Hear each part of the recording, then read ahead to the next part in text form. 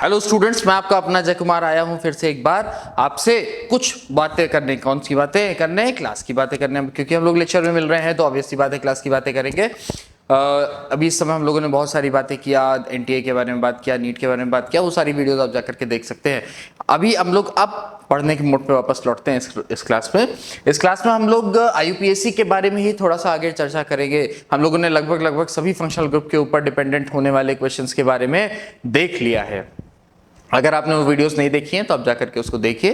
पिछले 7-8 पार्टों में हम लोगों ने यही डिस्कस किया है कि अलग अलग फंक्शनल ग्रुप के ऊपर किस तरीके से क्वेश्चंस आते हैं, कैसे हम लोग फंक्शनल ग्रुप को किसी भी ग्रुप में पहचानते हैं कि इसमें कौन सा फंक्शनल ग्रुप लगा है और कौन सा ग्रुप नहीं लगा है। आज हम लोग जो बात करेंगे, हम लोग बात करेंगे आईयूपीएससी के उन सेक्शंस की जिसको अभी हम लोगों ने नहीं छुआ था। तो बेसिकली जो बात करने जा रहे हैं आईयूपीएससी नेमिंग की, आईयूपीएससी नेमिंग फॉर, जब हमने क्लासिफिकेशन पढ़ा था, शायद लेक्चर 1 या लेक्चर 2 में क्लासिफिकेशन पढ़ा था, तो हम लोगों ने वहां पर एक कंपाउंड, एक टाइप का कंपाउंड पढ़ा था, that is alicyclic compound. Alicyclic compounds क्या होता है भैया? एलिसाइक्लिक कंपाउंड, एलिसाइक्लिक कंपाउंड क्या होते हैं? तो एलिसाइक्लिक कंपाउंड कुछ नहीं, बस साइक्लिक कंपाउंड्स होते हैं। कौन से कंपाउंड? जिसका हम लोग दूसरे नाम से और किस नाम से को किस में जानते हैं? पूरी पढ़ाई में ही, पूरे केमिस्ट्री में ही खाली नाम का ही खेल है। इतने क्वेश्चंस बनते हैं नाम पे, इतने कंफ्यूजिंग होते हैं नाम कि कहीं पर एलिसाइक्लिक दे देंगे, कहीं पर साइक्लिक देंगे। बोथ थिंग्स आर सेम, दोनों ही चीजें क्या हैं? सेम है। तो alicyclic compounds are what kind of compound? Cyclic compounds. तो एक्चुअली ये वीडियो बनाने का मतलब क्या है? इस वीडियो को हम लोगों ने स्पेशली एक अलग लेक्चर में इसलिए रखा है, इसमें हम लोग दो तरीके के कंपाउंड्स की बात करेंगे। एक एलिसाइक्लिक कंपाउंड्स की बात करेंगे और एक साइक्लिक कंपाउंड्स की बात करेंगे। ऑटो फोकस बंद करो दिवांशु, ऑटो फोकस बंद करो।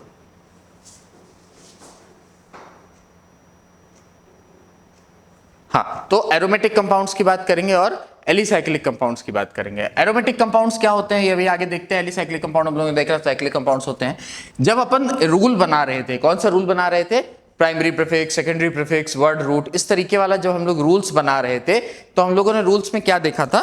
हम लोगों ने रूल्स में ये देखा था कि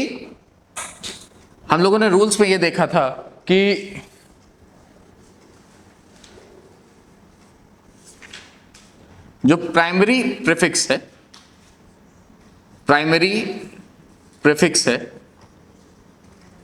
इस प्राइमरी प्रीफिक्स में हम लोग 3 तरीके के नाम यूज करते थे: साइक्लो, बाईसाइक्लो और स्पाइरो। मेरे हिसाब से हम लोगों ने बाईसाइक्लो और स्पाइरो की चर्चा कर लिया है। नहीं, अगर कभी किसी वीडियो में साइक्लो और बाईसाइक्लो और स्पाइरो की चर्चा किया है तो वो आगे हम लोग कर लिया जाएगा। बट आज यहां पर हम लोग किस चीज की चर्चा करने आए हैं? आज हम लोग यहां पर चर्चा करने आए हैं साइक्लो की, कि ऐसे कौन से कंपाउंड्स हैं जिसके नाम के आगे हम लोग साइक्लो वर्ड का यूज करते हैं। तो ऐसे कौन से कंपाउंड भैया? ऐसे कंपाउंड्स हैं जो साइक्लिक कंपाउंड्स हो। अच्छा सर, इतनी देर से एक वर्ड आ रहा है साइक्लिक। क्या होते हैं साइक्लिक कंपाउंड्स? तो cyclic compounds are the compounds जिसमें पहला कार्बन, फर्स्ट कार्बन और लास्ट कार्बन,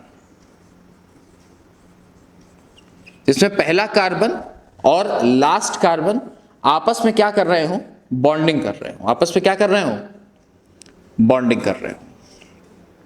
अच्छा भैया, मतलब कोई भी चेन है जिसमें पहला कार्बन और अंतिम कार्बन एक दूसरे के साथ क्या कर रहा होगा? बॉन्ड बना रहा होगा। जिसमें पहला कार्बन और अंतिम कार्बन एक दूसरे के साथ क्या कर रहा होगा? बॉन्ड बना रहा होगा। उस तरीके के कंपाउंड को हम लोग क्या बोलते हैं? साइक्लिक कंपाउंड बोलते हैं। अच्छा सर, तो सोचो, एक बार सोचते हैं कि कम से कम कितने कंपाउंड्स, कितने एटम्स चाहिए, कम से कम कितने एटम्स चाहिए कि हमको एक साइक्लिक कंपाउंड मिल जाए? क्या 2 कार्बन अगर हो तो हमको साइक्लिक कंपाउंड मिलेगा? हाँ सर, मिल तो सकता है। कैसे मिल सकता है? क्योंकि पहला कार्बन और अंतिम कार्बन बॉन्ड बना रहे हैं। 2 ही कार्बन थे, पहला कार्बन और अंतिम कार्बन बॉन्ड बना रहे हैं। हाँ, इस कंडीशन पे तो मिलना चाहिए। बट 2 कार्बन्स के साथ हमको साइक्लिक कंपाउंड नहीं मिलता है क्योंकि एक नियम तो ये है जिसमें पहला कार्बन और अंतिम कार्बन बॉन्ड बनाने चाहिए, लेकिन एक नियम और है। क्या है वो नियम ये है कि कंपाउंड या जो कंपाउंड बन रहा है, compound should be a closed chain.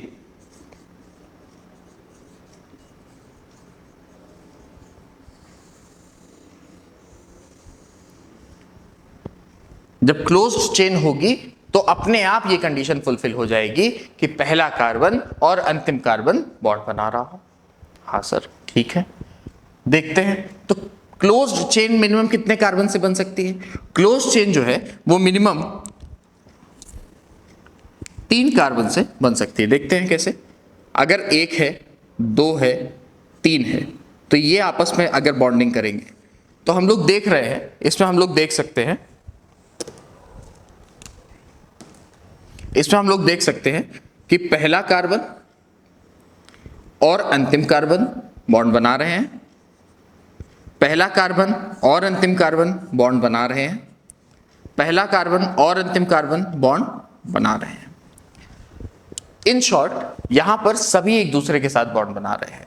लेकिन अगर यही कंपाउंड 4 कार्बन्स का कंपाउंड होता, 1 2 3 4, तो नंबरिंग हम लोग किसी एक पॉइंट से शुरू कर रहे होते। सपोज यहां से शुरू करते 1 2 3 4, और हम देखते कि पहला और चौथा कार्बन आपस में बॉन्ड बना रहे हैं, पहला और चौथा कार्बन आपस में बॉन्ड बना रहे हैं।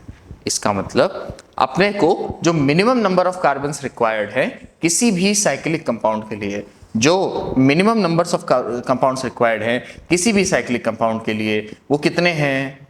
3 एटम्स होने ही चाहिए for creating a cyclic compound.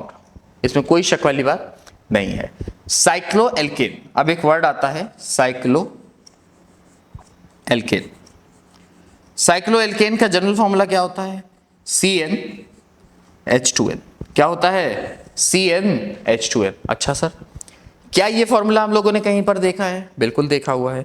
ये फॉर्मूला हम लोगों ने कहां देखा है? ये फॉर्मूला हम लोगों ने एल्कीन में देखा हुआ है। तो जो एलिफेटिक चेन का, जो ओपन चेन का एल्कीन होता है, जो ओपन चेन में जो जनरल फॉर्मूला एल्कीन का होता है, वही जनरल फॉर्मूला साइक्लो एल्केन का भी होता है ना।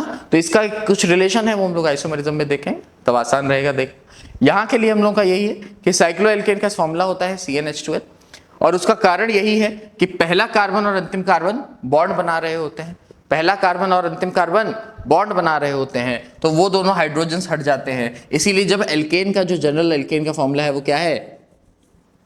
CnH2n +2। तो ये जो +2 है, ये एक्चुअली +2 क्या है?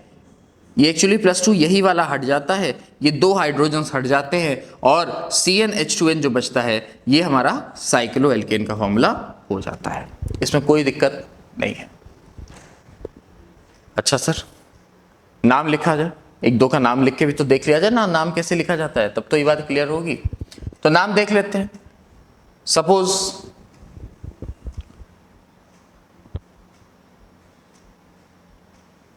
1 2 3 4 5 6 7, इसका क्या नाम होगा? ये देखने में कैसा लग रहा है? पहाड़ जैसा लग रहा है, पेस्ट्री बनी है समझ ले, है ना।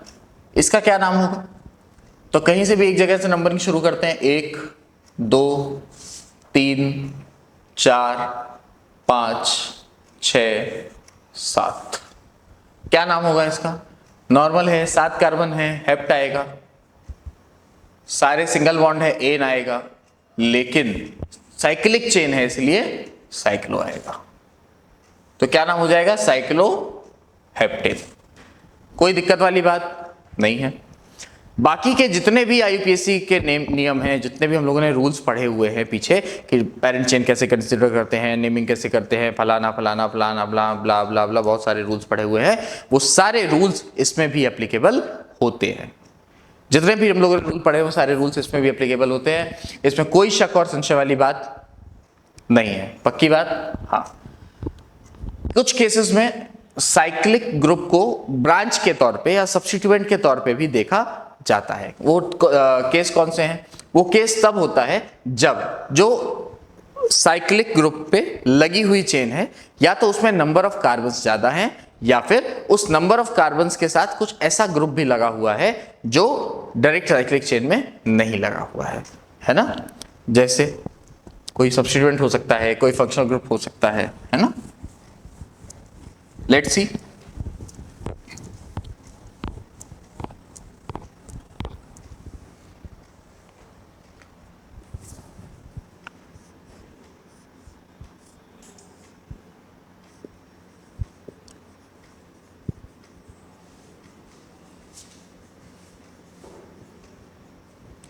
अब इसमें एक अल्कोहल लगा हुआ है, इस वाले में एक तो ये अपनी साइक्लिक चेन है और इसके साथ एक अल्कोहल लगा हुआ है। इसकी जो सब्स्टिट्यूएंट चेन है, इसकी जो पेरेंट मतलब ब्रांच में चेन लगी हुई है, इसमें एक अल्कोहल लगा है।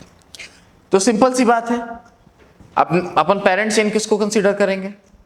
यही वाली चेन पेरेंट चेन कंसीडर होगी और ये ब्रांच के तौर पे कंसीडर होगा।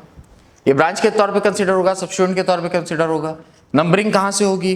नंबरिंग यहां से होगी, एक, क्योंकि यहां से फंक्शनल ग्रुप पास पड़ रहा है। 1 2 3 4। क्या नाम होगा? क्या नाम होगा? 4th नंबर पे साइक्लो हेक्साइल, 4 साइक्लो हेक्साइल। मैं उम्मीद कर रहा हूं आप लोग जब घर में पढ़ रहे होंगे तो मेरे साथ साथ जब मैं पूछ रहा हूं कैमरे पर तो आप लोग रिस्पॉन्ड कर रहे होंगे।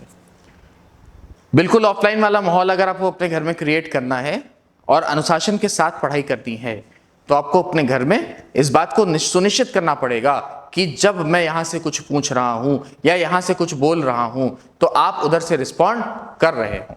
भले ही आप स्क्रीन के सामने रिस्पॉन्ड कर रहे हैं, भले ही वो कोई सुन नहीं रहा है, बट आपको उसका रिस्पॉन्ड देना पड़ेगा, तभी आपको वो चीजें अच्छे से आएंगी। अदरवाइज हमारा हाल भी वही हो जाएगा जो बाकी के संस्थानों के ऑनलाइन लेक्चर्स का हुआ है कि आता है टीचर, बोलते हैं टीचर, पढ़ा के चले जाते हैं टीचर, बच्चे को कुछ आता जाता नहीं है। तो ऐसा बिल्कुल नहीं करना है। अगर आप आरंभ बैच से पढ़ रहे हैं, मेहनत से पढ़ रहे हैं, तो बिल्कुल इस बात की मेहनत दिखनी भी चाहिए। जितना भी मैं बोर्ड पे लिखता हूं, जो भी मैं पढ़ा रहा हूं, इसका नोट्स आपको बनाना है, इसका नोट्स बना करके उसको रिवाइज भी करना है। हर संडे से पहले जो टेस्ट होता है उसको भी रिवाइज करना है, ताकि आप संडे को एक अच्छे से टेस्ट अटेम्प्ट कर सकें। इसमें कोई शक वाली बात नहीं है। तो 4 साइक्लोहेक्साइल, 4 कार्बन्स की ब्रांच है, ब्यूट, सारे सिंगल बॉन्ड हैं, एन फर्स्ट पोजीशन पे ऑल लगा हुआ है, ई हट जाएगा।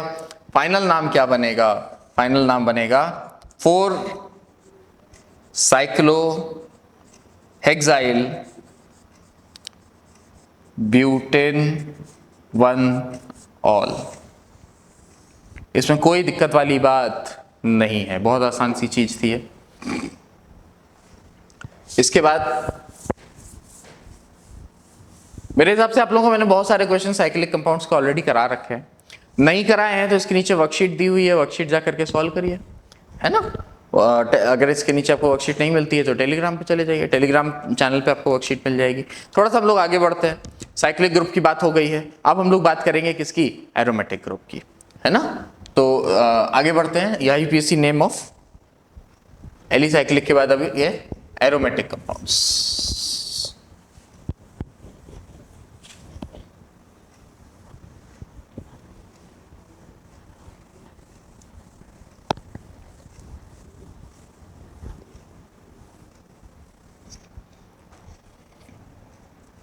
फॉर एरोमेटिक कंपाउंड्स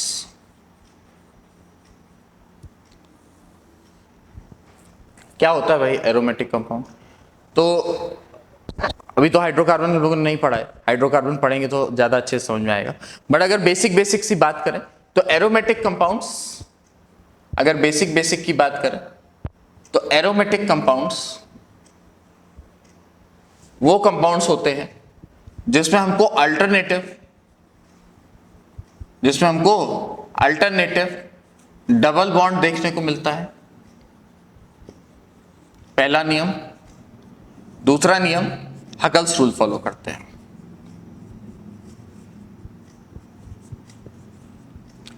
तो एरोमेटिक कंपाउंड्स वो कंपाउंड है जिसमें हमको अल्टरनेटिव डबल बॉन्ड देखने को मिलता है और हकल्स रूल फॉलो करते हैं। सर हकल्स रूल क्या होता है? वो जब बेटा समय आएगा, हाइड्रोकार्बन पढ़ा जाएगा, तब आप लोग समझेंगे कि हकल्स रूल क्या होते हैं। अभी की अगर हम लोग बात करें इस समय पर, तो आपके सिलेबस में जो एरोमेटिक कंपाउंड्स हैं वो आपके पास क्या है? बेंजीन है।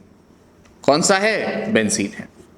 तो अपन बेंजीन पे ही ध्यान रखते हैं। बेंजीन का जो फॉर्मूला है वो क्या है? C6H6।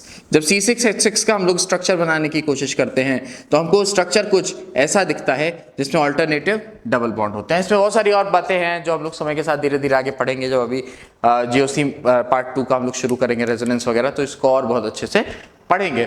लेकिन अभी की बात करें तो C6H6 होता है, बेंजीन का फॉर्मूला होता है C6H6। इसका दो पार्ट है। कौन सा दो पार्ट है? इसकी नेमिंग करते वक्त हम लोग हमेशा दो चीजों का ध्यान रखते हैं। कौन सी दो चीजें हैं? एक तो benzene nucleus,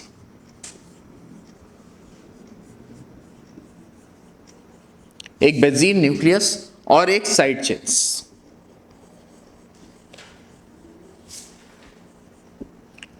max of the time हम लोग देखते हैं कि अगर बेंजीन लगा हुआ है, ग्रुप में बेंजीन है, तो बेंजीन को ही पैरेंट चेन माना जा रहा है। जैसे अगर एक एग्जांपल हम लोग ये वाला लें जिसमें CH2 OH लगा हुआ है, या CH2 CH3 लगा हुआ है, तो इसका नाम क्या हो जाता है? इसका नाम हो जाता है इथाइल बेंजीन।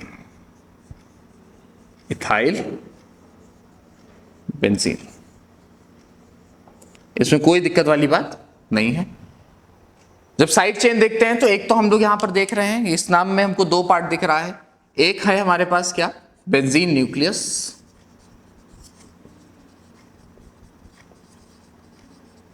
और एक है हमारे पास क्या? Side chains. ये साइड चेन कुछ भी हो सकती है। ये साइड चेन हो सकता है कि कोई फंक्शनल ग्रुप हो, ये साइड चेन हो सकता है कि कोई सब्स्टिट्यूएंट हो, ये साइड चेन हो सकता है कि कोई एल्काइल ग्रुप लगा हो। जो भी होगा उस तरीके से देख लिया जाएगा। अगेन मैं वही बात बोलूंगा, जो IUPAC के रूल्स थे वही इसके भी रूल्स हैं। एरोमेटिक कंपाउंड्स की नेमिंग करते वक्त हम लोगों को खास ध्यान क्या रखना है कि एक तो पोजीशंस का ध्यान रखना है, बहुत इंपॉर्टेंट सी बात है। अगर एक कोई भी ग्रुप लगा हुआ है तो उसको हम लोग मोनो सब्स्टिट्यूटेड बेंजीन बोलते हैं। मतलब जैसे एक बेंजीन हमारे पास ये वाला था, हमारे पास एक ही बेंजीन था, इस बेंजीन पर कोई एक ही ग्रुप लगा था, इस बेंजीन की किसी एक ही पोजीशन पे ग्रुप लगा था, इसीलिए क्या हो गया? Mono substituted benzene. इस पे किसी एक ही पे ग्रुप लगा हुआ था, इसीलिए ये मोनो सब्स्टिट्यूटेड बेंजीन हो गया। मतलब इसमें एक ही सब्स्टिट्यूशन लगा हुआ है। मोनो मतलब एक, सब्स्टिट्यूशन मतलब उसके ऊपर लगा हुआ ग्रुप। अगर दो ग्रुप लगे होते तो ऑब्वियस सी बात है 1,2, 1,3, 1,4, 1,5 जो भी पोजीशन होती, 1,5 तो नहीं होती, 1,2, 1,3, 1,4 ही पोजीशन होती। ठीक है, अगर 5 पे आता तो 1,5 पे 1,3 हो जाता आगे। ठीक है, तो इसमें कोई टेंशन लेने वाली बात नहीं है। उसका जब कॉमन सिस्टम में हम लोग नाम पढ़ेंगे, अभी एक लेक्चर और IUPAC का आना है। ये तो लेक्चर बहुत कॉमन सा था, कॉमन सा लेक्चर इन द सेंस जिसमें हम लोगों ने IUPAC के रूल्स पढ़ रखे हैं। अगर बच्चे को IUPAC के रूल्स अच्छे से आते हैं, अगर आपको नेमिंग करने की थोड़ा सा सहूर है, आपने क्वेश्चंस खूब सारे सॉल्व किए हैं, तो इसको अलग से पढ़ाने का कोई मतलब नहीं बनता है। मैं इसलिए पढ़ा रहा हूँ अलग से अभी यहाँ पर, क्योंकि कई बच्चे ऐसे हैं जिन्होंने रूल्स को नहीं पढ़ा। मैं क्या देखता हूँ, हम लोग ऑफलाइन क्लास पढ़ाते हैं जब, तो बहुत सारे ऐसे बच्चे, हम लोग जबकि दिन भर ये बोलता हूं मैं कि अगर कोई टॉपिक छूट गया है तो आप जा करके उसको ऑनलाइन देखें या फिर अलग से बैठ करके मुझसे पढ़ लें। बट कुछ होते हैं बच्चे चंट, हिंदी में बता रहा हूं मैं आपको कि कुछ बच्चे क्या होते हैं चंट। उनको जब तक एकदम चढ़ के उनके ऊपर दबा के उनको पढ़ाया नहीं जाएगा, एकदम परेशान करके नहीं पढ़ाया जाएगा, तब तक वो लोग पढ़ते नहीं हैं, है ना। तो जरूर कुछ बच्चे ऑनलाइन में भी होंगे ऐसे जिनको बहुत पीछे लग के पढ़ाना पड़ता है। तो स्पेशली ये वीडियो उन बच्चों के लिए था, मतलब देखना सबको चाहिए, जो देख रहा है अच्छी बात है, आपका अच्छा रिवीजन होगा, बट स्पेशली उन बच्चों के लिए स्पेशली बनाया गया है जो बच्चे इस बात का अंतर नहीं समझ पाते हैं कि अगर एलिसाइक्लिक कंपाउंड आ गया तो वो कैसे इस्तेमाल होगा। कई बार जब बेंजीन ग्रुप की चेन में जब बेंजीन ग्रुप की चेन में कोई स्पेशल फंक्शनल ग्रुप लग जाता है, जैसे अभी मान लो यहाँ पर एक OH लगा होता है, एक COH लगा होता है या कोई फंक्शनल ग्रुप लगा होता, तो हमारी पेरेंट चेन कंसीडर कौन सी होती, ये वाली होती, और ये ब्रांच के तौर पे यूज हो जाता, ये फिनाइल के तौर पे लिखा जाता। ठीक है, ये एक पॉइंट बहुत इंपॉर्टेंट है, इसको मेंशन करिए कि ये फिनाइल के तौर पे लिखा जाता। इसके बाद हम लोगों ने ये सारे देख लिए क्वेश्चंस, इसके वर्कशीट नीचे दी हुई है, वर्कशीट आप लोग सॉल्व कर लीजिएगा और बस वर्कशीट सॉल्व कर दीजिए, कोई दिक्कत वाली बात नहीं है। अगर कुछ ऐसा अभी भी लगे कि शायद ये मुझे समझ में नहीं आ रहा है, आज मैं इस IUPAC को खत्म कर रहा हूँ, ऑफिशियली बोल रहा हूँ, IUPAC लेक्चर्स खत्म हो रहे हैं, IUPAC अब नहीं आएगा। अब इसके बाद एक लेक्चर आएगा कॉमन नेम का, जिसको हम लोग ट्राइवियल सिस्टम भी बोलते हैं, उसमें पढ़ेंगे अच्छे से कि कॉमनली नेम और IUPAC की जरूरत हम लोग ने पहले पढ़ लिया था, IUPAC की जरूरत क्यों पड़ी थी। तो कॉमन नेम्स भी कुछ होंगे, जब देश में कुछ लोग अंदर भी कुछ काम कर रहे हैं ना, अपने भाषा में भी नाम रख रहे हैं, तो उसमें कॉमन नेम्स भी होते हैं। तो वो कॉमन नेम्स आपको बहुत सारे याद करने, तो बहुत बड़ा लेक्चर नहीं होगा कॉमन नेम्स का, छोटा सा लेक्चर होगा, लेकिन हाँ उस पे आपको स्क्रीन पे कुछ टेबल्स दिखेंगी, वो टेबल्स आपको बहुत अच्छे से याद करनी है। वर्कशीट में भी मिलेगी, नीचे डिस्क्रिप्शन में भी टेबल मिलेगी, स्क्रीन पे भी आएगी, वो टेबल आपको याद करनी पड़ेगी जो अगले लेक्चर में आएगा। और उसके बाद हम लोग इसमें स्टार्ट करेंगे। पढ़ते रहिए, धन्यवाद।